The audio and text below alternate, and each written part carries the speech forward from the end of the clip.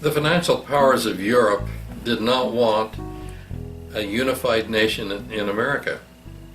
They did not want a system to grow up powerful and strong that might challenge their position. What they really desired, that America would be a series of individual states contending with each other, creating war with each other.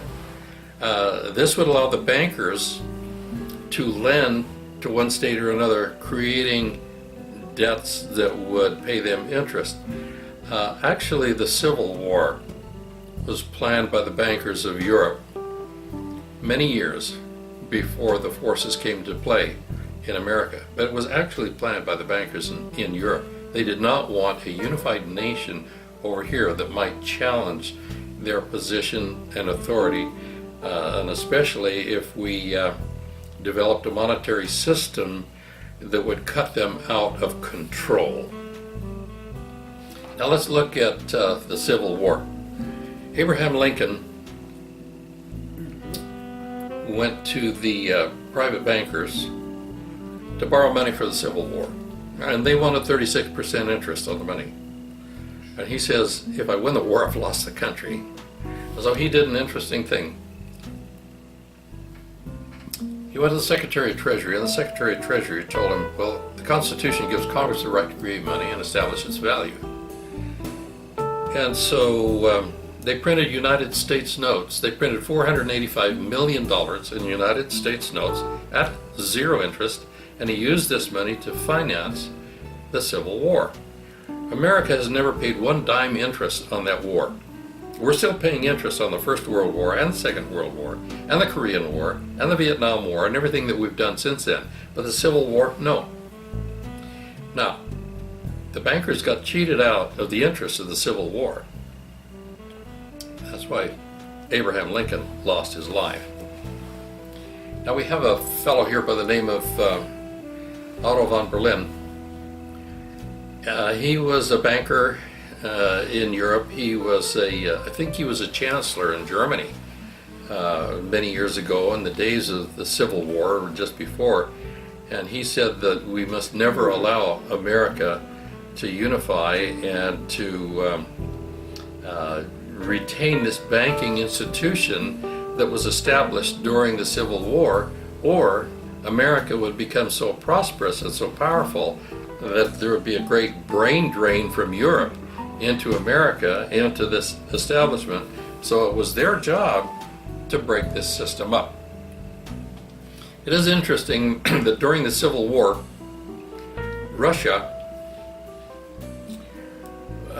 warned Europe to stay out of the Civil War.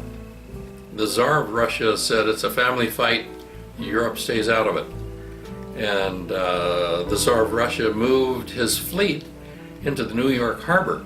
And he told France and he told England, you get involved in the American Civil War and you've made war with me. He sat there to let the Americans fight it out and not be interfered with by Europe. Now it is interesting, the Tsar wanted to be paid for his troops, his sailors, and the ships that sat in American harbor during the Civil War. We struck a deal. We didn't have the money to pay him, but we said, well, you know what? We will buy Alaska from you for, I think it was 3 or 4 cents an acre.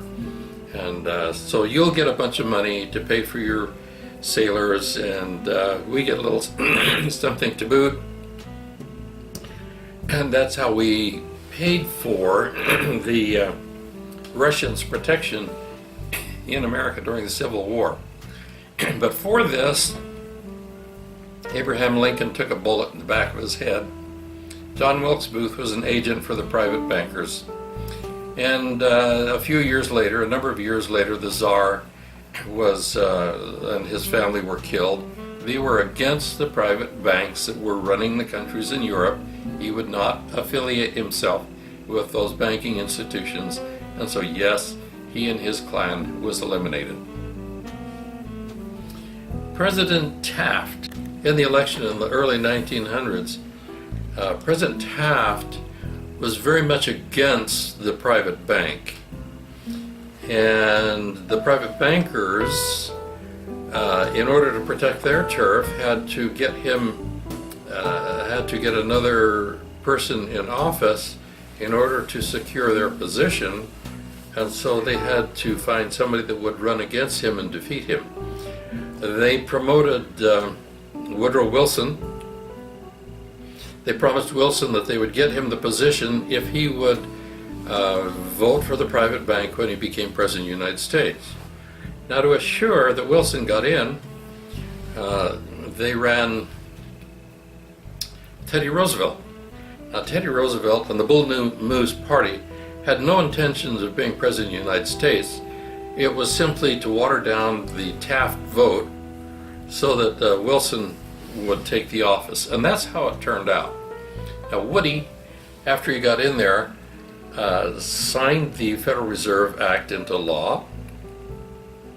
I do believe that that was done in late December. I think it was December the 22nd or 23rd, when most congressmen were gone, and it was signed into law about 1 o'clock in the morning. It was done, kind of sneakily. But then we got the Federal Reserve. What branch of the federal government controls the Federal Reserve? Well, surprise, surprise, most people don't understand this.